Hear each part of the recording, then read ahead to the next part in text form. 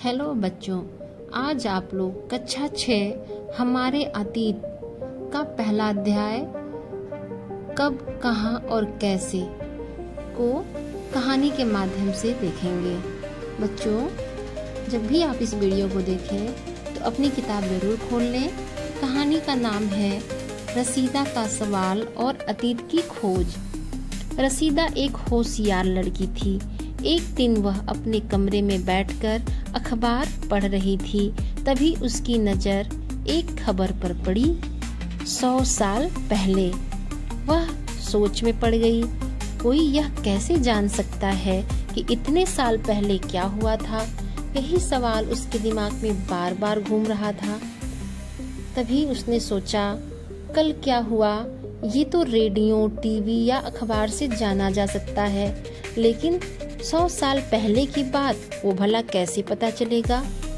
अब उसका सवाल अपने आप से था कि अतीत के बारे में हम क्या जान सकते हैं, पुराने समय में जीवन कैसा था। यह सोचकर रसीदा को अब जानने की उत्सुकता हो गई। वह सोचने लगी, लोग क्या खाते थे, कैसे कपड़े पहनते थे, किस तरह के घरों में रहते थे, क्या वे गाना गाते थे, क्या वो कहानियाँ सुनते थे। उसने जाना कि पुराने समय में जानकारी हमें उनके द्वारा छोड़े गए औजारों, बर्तनों, गहनों, हथियारों, चित्रों और पुरानी इमारतों से मिलती है। अब एक प्रश्न उसके मन में और आया कि सब तो ठीक है, लेकिन लोग रहते कहाँ थे? तभी रसीदा ने एक मानचित्र देखा। उसमें लिखा था, नर्मदा नदी के किनारे हजारों साल पहले लोग रहते थे।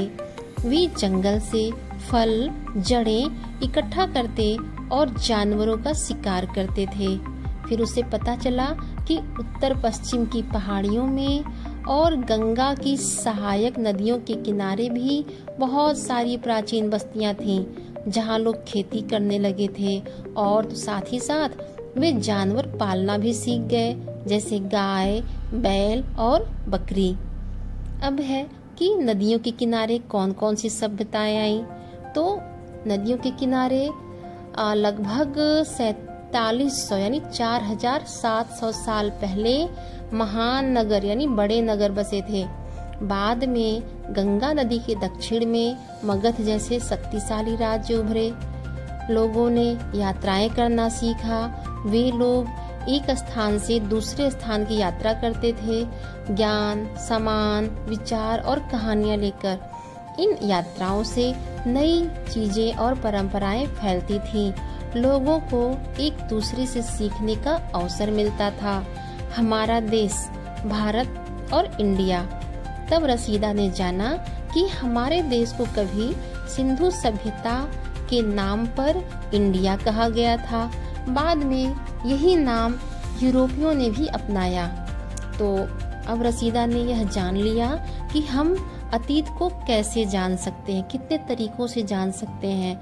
रसीदा को यह बात पता चला कि पुराने समय की बातें जानने के लिए पांडुलिपियां, अभिलेख, पुरानी इमारतें, मूर्तियां और पुरातात्विक लोगों की खुदाई, ये सब अहम तरीके हैं। पांडुलिपियां यानी हाथ से लिखी गई किताबें। कुछ तो अब भी मंदिरों और बिहारों में मिलती हैं। कुछ पत्थरों या धातु की सतह पर उकेरी गई होती हैं, जिन्हें अभिलेख कहते हैं। पुरातत्ववेत्ता और उनके औजार। रसीदा ने यह जाना कि पुरातत्ववेत्ता वे लोग होते हैं जो जमीन के नीचे दबी चीजों को खोजते हैं, जैसे ईंटों से बनी इमारतें, बर्तन, औजार, सिक्के और हड्डियां।